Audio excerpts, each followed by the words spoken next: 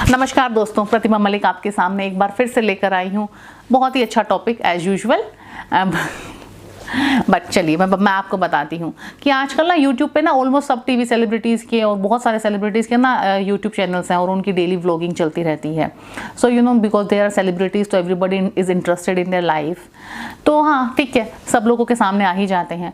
एक ट्रेंड जो मैं नोटिस कर रही हूँ ना ऑलमोस्ट सब सेलिब्रिटीज़ में कि अगर कंसीव नहीं हो रहा है तो they are the second option is always IVF। मतलब कितने ही तो सेलिब्रिटीज़ को मैंने देख लिया है कि जो IVF के थ्रू बच्चा पैदा कर रहे हैं। अब IVF से ना मुझे थोड़ी सी पर्सनल प्रॉब्लम है, मैं आपको बताती हूँ क्या है प्रॉब्लम। आप अग्री करो तो आप भी थम्स अप कर देना, नहीं अग्री करो तो मुझे रीजंस बताना। चलिए अब मैं आपको अपने प्रॉब्लम्स बताती हूँ। देखिए पहली प्रॉब्लम जो मुझे लगती है ना इस प्रोसेस के साथ वो है इसकी कॉस्ट, क्योंकि एक मिडिल क्लास फैमिली के लिए वो कॉस्ट बहुत बड़ी है। 1 round off IVF take around 3, 4, 5 lakh.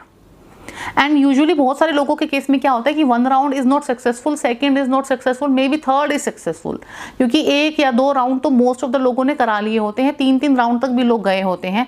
कुछ लोगों का उसके बाद भी सक्सेसफुल नहीं होता, दैट इज अनदर स्टोरी। पर 2-3 के बाद कुछ लोगों का सक्सेसफुल हो जाता है। और जब तक ये होता है तब तक आपके 10, 15, 20 लाख रुपए लग चुके होते हैं। सोचिए बच्चा आने से पहले इतनी बड़ी कॉस्ट 10, 15, 20 लाख रुपए, मतलब 10, 15, 20 लाख में तो आपके शायद 2 बच्चे पल जाते पूरे के पूरे, नर्सरी से लेके 12th तक। पर एनीवे छोड़िए, अब आप कहोगे कि बच्चा तो चाहिए, पैसा तो देखी जाएगी, पैसा तो आनी जानी चीज़ है and we can afford it. कुछ लोग ऐसे हैं कि हाँ पैसा की इतनी बड़ी प्रॉब्लम नहीं है हमारे लिए, पैसा है हमारे पास बहुत। चलिए ठीक है, आपके पास में भी पैसा है बहुत। अब सेकेंड पॉइंट पे आते हैं कि बॉडी कितनी डैमेज होती है। आप लोगों ने इमेजिन किया है कि IVF का जो प्रोसेस है वो कितना हेक्टिक है, कितना पेनफुल है।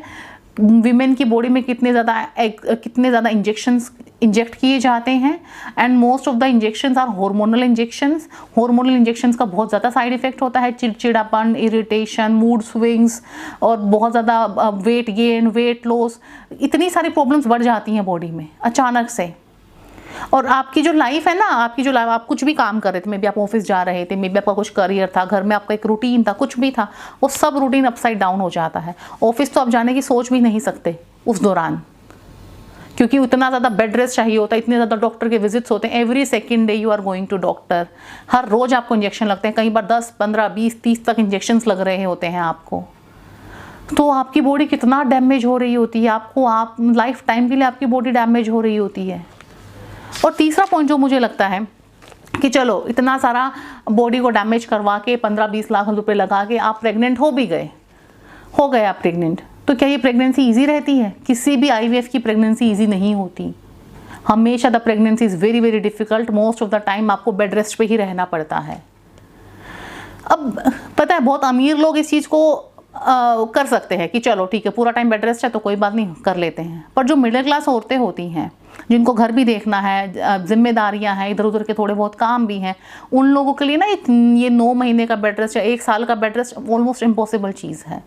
वो बेड रेस्ट भी प्रॉपर नहीं हो पाता, जिसकी वजह से अगेन एंड अगेन उनकी हेल्थ पे इतने वर्स्ट इफेक्ट्स आते हैं कि वो लाइफ टाइम उनकी बॉडी से नहीं निकल पाते। और फिर चौथी चीज़ आती है mental peace.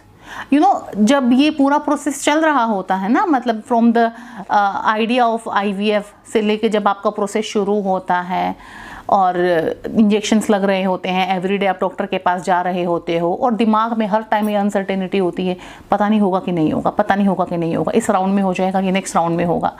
You know there is always uncertainty and even if you are pregnant कि डिलीवरी अच्छे से होगी कि नहीं होगी, सब अच्छे से हो जाएगा कि नहीं हो जाएगा, हमेशा दिमाग में ना टिक टिक टिक टिक अनसर्टेनिटी बनी रहती है, जिसकी वजह से होता है क्या ना, आप मेंटली बहुत ज़्यादा स्ट्रेस में, डिप्रेशन में, एंग्जाइटी में, और आपके साथ साथ आपका पार्टनर, आपका हस्बैंड, उनको भी प्रॉपर टाइम नहीं मिल पा रहा है आपके साथ।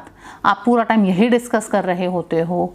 You know your whole life revolves around 1 child. तो क्या लगता है आपको कि ये एक बच्चा इतना ज़रूरी है जिसके लिए पूरी लाइफ टाइम की सेविंग्स बहा दी जाएं, अपनी बॉडी को लाइफ टाइम के लिए ख़राब कर दिया जाए, डिप्रेशन और एंग्जाइटी जैसी चीज़ें पाल ली जाएं? आपको क्या लगता है कि किसी भी आप सेलिब्रिटी को ही ले लो बेशक, तो ये जो मेंटल प्रॉब्लम्स हैं, ये जो बॉडी वाली प्रॉब्लम्स है ना, ये उन लोगों को भी सेम ही हैं। ठीक है, उनके पास पैसा एक्स्ट्रा है तो may be they can afford good doctors, better lifestyle, better खा पी सकते हैं, बेटर रेस्ट कर सकते हैं, बट ये मेंटल प्रॉब्लम से और स्ट्रेस से तो इनको भी गुजरना पड़ता है। तो इन सारी चीज़ों के बाद मुझे ये समझ नहीं आता क्या ये सब किस लिए हो रहा था? एक बच्चे के लिए, एक बच्चे के लिए, जो बच्चा शायद अडॉप्ट भी हो सकता था। दुनिया में ऐसे कितने ही बच्चे हैं जिनको पेरेंट्स चाहिए, क्या आप उनमें से कोई बच्चा चूज नहीं कर सकते थे? फिर बात आती है, कुछ लोग बोलेंगे कि हाँ चूज तो कर सकते थे पर वो अपना तो ना होता, वो अपना खून तो ना होता, वो अपना वंश तो ना होता। पहली बात तो मैं ये मानती हूँ और बहुत स्ट्रांगली मानती हूँ कि ये खून, वंश, परंपरा जैसी कोई चीज़ होती नहीं है। ये सब यहाँ है और जितना आप इसको यहाँ बिठाओगे उतना ही यहाँ बैठेगा, और जितना इसको नहीं सोचोगे उतने कुछ होता नहीं है। ये मेरे हिसाब से तो बहुत ही फालतू की बातें हैं। और चलो मैं अगर मान भी लूँ 1 मिनट के लिए कि चलो हाँ ये सब चीज़ें बहुत इंपॉर्टेंट होती हैं कि अपना खून, अपना वंश, तो क्या इतना इम्पोर्टेंट कि आपकी बॉडी खराब, आपका सेविंग्स खराब, आपका सब खराब, आपका मेंटल हेल्थ खराब, एंड फिर जाके अगर एक वंश को आपने बढ़ा भी दिया, उस मेंटल स्टेट में कैसा आपके अंदर बच्चा पल रहा होगा, कितनी आप टेंशन में रहते हो, तो आपको क्या लगता है आपने बहुत अच्छा वंश बढ़ा दिया अपना?